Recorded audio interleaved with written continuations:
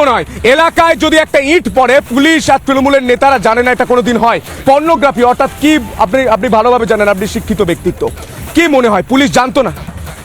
বর্তমানে যা আমাদের রাজ্য সরকার, সে তো পুরো মানে চোখ থাকতে অন্ধ হয়ে ঘুরে বেড়াচ্ছে।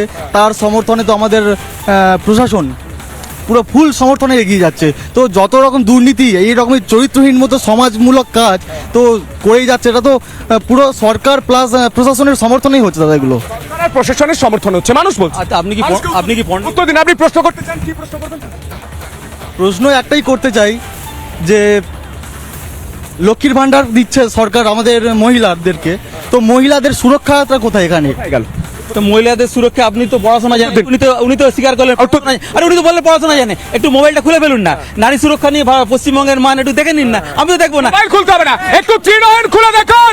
বাংলায় সন্দেশকারীর মতো ঘটনা ঘটে, বাংলায় অভয়কে ধর্ষণ করে খুন করে দেওয়া হয়, বাংলায় অনুব্রত মণ্ডল পুলিশের মাকে পুলিশের বোনকে গালিগালাজ করে, তারপর বলে নাকি বাংলা সুরক্ষিত। কি বল?